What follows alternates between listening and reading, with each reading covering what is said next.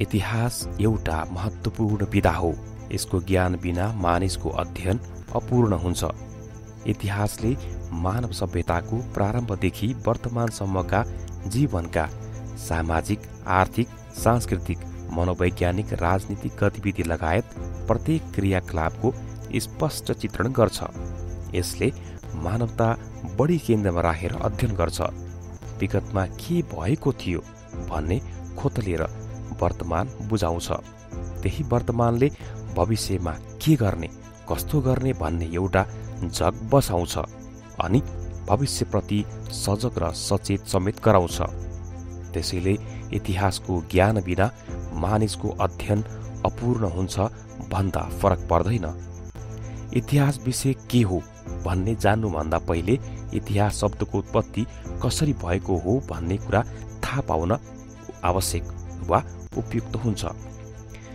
Greek सभ्यता संसारको सबैभन्दा पुरानो मानिन्छ।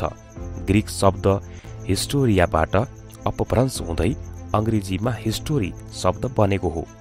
हिस्टोरियाको अर्थ what was actually happened in the past भन्ने हुन्छ। यही हिस्टोरीलाई नेपालीमा उल्था गर्दा इतिहास शब्द बनेको हो। नेपाली शब्द इतिहासलाई पनि विद्वानहरूले आफ्नै तरिकाले व्याख्या गरेको छन्।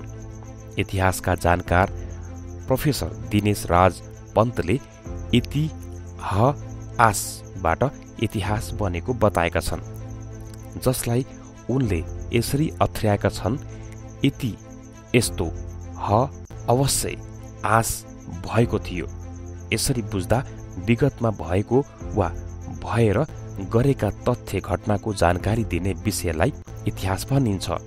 यो कुरालाई मनन गर्ने हो भने इतिहास विषयभन्दा ठूलो र फराकिलो क्षेत्र अरू कुनै विषय छैन, किनभने हरेक क्षेत्रको इतिहास हुन्छ। त्यसबारे जान्न अध्ययन गरिने विषय नै इतिहास हो। शाब्दिक अर्थमै केन्द्रित भएर बुझ्दा समेत इतिहास के रहेछ भन्ने सजिलै थाहा पाउन सकिन्छ। एक शब्दमा भन्ने हो भने विगतमा घटेका घटनालाई बताउने विषय इतिहास हो। त्यसैले इतिहासका चर्चित फिलोसोफर आरजी कोलिङवुड भन्छन्, history is a kind of research of inquiry, अर्थात् इतिहास भनेको एक किसिमको अनुसन्धान वा खोज हो। अब कुरा गरौं इतिहासबारे हाम्रो बुझाइ के छ, कस्तो छ।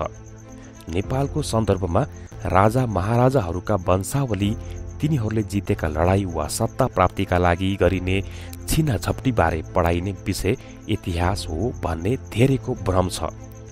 त्रिभुवन विश्वविद्यालय लगायत इतिहास पढाइ हुने सीमित प्राज्ञिक केन्द्रले बदलिदो परिवेश अनुसार पाठ्य पुस्तक परिमार्जन नगर्दा यस्तो भ्रम रहिरहनु स्वाभाविक हो। तर बाहिरी टिप्पणी गरे जस्तो हलुका विषय होइन इतिहास। यो त विषयहरूको पनि विषय हो।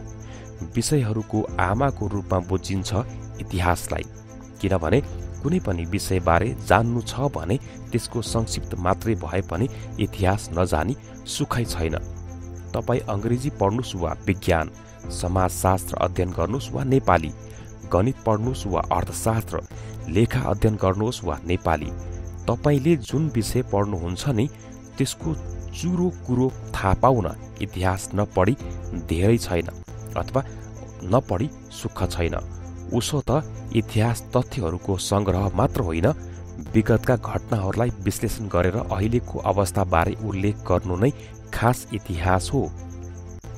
इतिहासले वर्तमानमा कहाँनिर पुगेका छौं, यहाँसम्म हामी कसरी आइपुगेका छौं भनेर महत्त्वपूर्ण जानकारी दिन्छ। यति महत्त्वपूर्ण विषयलाई नेपालमा भने लगभग बेवास्ता गरिँदै आइरहेको छ वा आइएको छ। इतिहास विषयबारे नेपालका आम नागरिक, विद्वान तथा प्राज्ञिक व्यक्तिहरूमा समेत बुझाइ निकै कमजोर रहेको छ। यसको मूल कारण नै इतिहास विषयलाई बेवास्ता गर्नु हो भन्दा फरक पर्दैन। आउनुहोस् कुरा गरौं अब कि के हो इतिहास भनेर। इतिहास भाटगिरी होइन, चाहे त्यो राजा महाराजाको होस् कि कुनै देशको, राजनीतिक दल वा नेता र व्यक्ति विशेष होस्। इतिहास आम मान्छेहरूको संघर्षको कथा पनि हो, तिनीहरूको व्याख्या र विश्लेषण हो। आजको उपलब्धि हात पार्न हिजो को कसले कति योगदान गरे तिनको सकारात्मक र नकारात्मक दुवै पाटा हेरेर मूल्याङ्कन गर्नु असली इतिहास हो। उत्तर आधुनिकतावादले यही कुरा बताउँछ, तर अहिलेसम्म इतिहासलाई एउटा फ्रेममा रहेर परम्परागत तरिकाले मात्रै बुझिँदै लेखिँदै आएको छ। हिजो के भयो, कसरी भयो भन्ने बारे उपयुक्त विधि अपनाएर अध्ययन गरेपछि मात्रै हामी बाँचेको जगतमा परिवर्तन सम्भव थियो, छ र हुनेछ भन्ने थाहा हुनुपर्छ। तर विडम्बना, हाम्रा सन्दर्भमा त्यसो हुन सकिरहेको छैन। वंशावली तिथिमिथि र घटनाक्रम कण्ठ पारेर तिनका पुनरावृत्त र अपव्याख्याका भरमा मात्रै पनि इतिहास बन्दैन। आलोचनात्मक चेतनासहित वा चेतसहित समाज बुझ्ने र त्यसको सही व्याख्या गर्नुपर्छ। अहिले पनि धेरै प्रसङ्गमा इतिहास नपढी हुँदैन भन्ने गरिन्छ। इतिहास विषय पढ्न र जान्न धेरैलाई चासो नै हुँदैन। यसलाई निरस र मितितिथिको सङ्गालो भनेर धेरैले हेरदृष्टिले हेर्छन्। विगतका घटनाबारे जानकारी राख्नु र विभिन्न विषयमाथिको गहिरो ज्ञान हुनु इतिहास अध्ययनको सीमाभित्रै पर्ने कुरा हो। तर यस्तो कार्यले मात्रै केही फरक पार्दैन। ती जानकारी राखिएका र सङ्ग्रह गरिएका सूचनाका सकारात्मक र नकारात्मक पाटालाई विश्लेषण गरेपछि मात्रै इतिहासको सही तथ्य बाहिर आउँछ। अब कुरा गरौँ के कारणले गर्दा इतिहास पढ्ने अथवा यस कारणले पढ्ने इतिहास भनेर स्पष्ट बुझौँ। विश्व परिवेशलाई हेर्ने हो भने इतिहास विषयको ठूलो महत्त्व छ। नेपालमा मात्र इतिहास विषयलाई काम नलाग्ने भनेर अपव्याख्या गरिँदै आएको छ। जसले यस्तो तर्क गर्छन् तिनैले इतिहासबारे जान्नुपर्छ भन्ने विरोधाभास कुरा समेत गर्छन्। जसले जे भने पनि इतिहास विषयले धेरै जानकारी दिन्छ। इतिहास पढेका र यसका अध्येताहरूसँग शोध गर्ने सिप, कला र क्षमता हुन्छ। सूचनाको स्रोत पत्ता लगाउन र तिनको सही समीक्षा गर्न उनीहरू सिपालु हुन्छन्। सही प्रमाणका आधारमा सत्य तथ्य पत्ता लगाउने र तिनको मूल्याङ्कन गर्ने तरिका पनि उनीहरूले जानेका हुन्छन्। इतिहासका अध्येताहरू लेख्ने र बोल्ने मामिलामा अरूभन्दा अगाडि हुन्छन् भन्ने कुरा सही हो। तर नेपालको सन्दर्भमा यो कुरा पूर्ण रूपमा लागू हुँदैन। नेपालका इतिहासकार, अध्येता र इतिहासका प्राध्यापकहरूको हैसियत कस्तो छ भन्ने जान्न उनीहरूले लेखेका किताब हेरे थाहा लागिहाल्छ।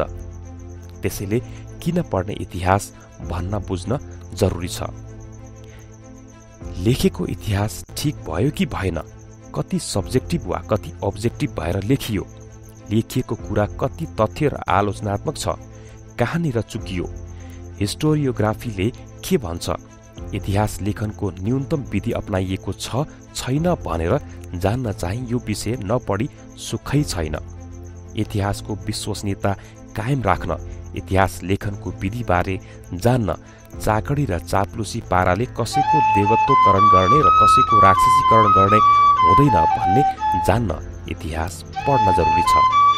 इतिहास विषय पढेपछि सिद्धान्तको फराकिलो ज्ञानले छाती चौडा पारेर वास्तविक र तथ्य इतिहासबारे निर्धक्क बोल्न, लेख्न, पढेको ठाउँमा इतिहासका विषयमा वा विषयका गलत टिप्पणीबारे बहस पैरवी गर्न तथा डटेर प्रतिवाद गर्न सक्ने चाहिँ पक्कै बनाउँछ। अब के गर्ने त? यस्ता कुराहरूको अन्तिममा निचोड के छ त भन्ने कुरामा पछिल्लो समय सत्ताको नजिक पुग्नु, राजनीतिक अवस्था वा त्यसको आस्था आधार शक्ति आर्जन गर्न र विश्वविद्यालयमा नियुक्ति र बढुवा खान इतिहास विषय नपढेका, यसको सैद्धान्तिक ज्ञान नभएकाले इतिहासका नाममा विभिन्न कुरा लेखिरहेका छन्। लेखकको नाममा इतिहासको नाम बेचेर कसैको दलाली गर्नेहरूको झुन्डले नेपाली इतिहास जगत कलङ्कित हुन थालेको छ। इतिहासबारे न्यूनतम जानकारी, विषयगत योग्यता, अनुसन्धान विधिलाई अनुसरण नगरी विभिन्न कुरा लेखिनुले इतिहासको बदनाम भएको छ। त्यसैले इतिहास विषयलाई बचाइराख्न यसबारे प्रशस्त कलम चलाउनुपर्छ। इतिहास पढेका, इतिहासका जानकार प्राध्यापक र अध्येताहरूले यसको प्रतिवाद गर्न जरुरी छ। इतिहास विषय पढ्नलाई त्रिभुवन विश्वविद्यालय केन्द्रीय क्याम्पस, पृथ्वीनारायण क्याम्पस, पोखरा, महेन्द्र बहुमुखी क्याम्पस नेपालगञ्ज र विराटनगरमा विद्यार्थी सङ्ख्या बढेका छन्। तर ती विद्यार्थीलाई कक्षा कोठासम्म टिकाइ राख्न, उनीहरूलाई परीक्षासम्म डोर्याएर डिग्री पास गराउने र इतिहासकारको रूपमा स्थापित गर्न त्रिवीको कुनै योजना नै छैन। उसलाई इतिहास विभागबारे खासै चासो भए जस्तो पनि लाग्दैन। त्यसैले भर्ना भएका विद्यार्थी समेत परीक्षा हुने बेलासम्म हराइसक्छन्। त्यसको उदाहरण पंक्तिकार आफै पनि हो वा यो भिडियोको लागि जहाँबाट हामीले साभार गरेका छौँ त्यसको लेखक आफै पनि हो। अर्कोतिर त्रिवीको इतिहास तथा केन्द्रीय विभागले समय सापेक्ष इतिहास विषयको पाठ्यक्रम परिमार्जन गरेर पढाउने हो र यसको महत्त्वबारे उजागर गराउने काम गर्ने हो भने इतिहास विषयका विद्यार्थी थामी नसक्नु हुनेमा शङ्का छैन। यसका लागि त्रिवीको इतिहास विभाग प्रमुखले महत्त्वपूर्ण भूमिका खेल्न सक्छन्। विभाग प्रमुखले केवल जागिर खाने र विभागीय प्रमुख भए भनेर भित्तामा फोटो टाँसेर जाने मात्रै हो भने त केही हुँदैन। दृढ इच्छाशक्ति देखाएर इतिहास विषयबारे केही न केही गर्छु भन्ने हो भने नसकिने केही छैन। यसबारे सरोकारवाला सबै बसेर निक्रियोल गर्नु बुद्धिमानी हुनेछ। यसो गर्न सकिए इतिहास पढ्ने, पढाउने र इतिहासमै रुचिपूर्वक काम गर्ने, गराउने सबैलाई फाइदा पुग्नेछ। आजको यो विषय वा यो भिडियो बनाइराख्दा हामीले जननयाँ नयाँ पत्रिका daily.com बाट साभार गरेका छौँ। यसको लेखक मनोज घरती मगर हुनुहुन्छ, जसले इतिहास किन पढ्ने भन्ने कुरामा जुन लेख लेख्नु भएको थियो त्यसैलाई साभार गरेर यो भिडियो निर्माण गरेका छौँ। धन्यवाद।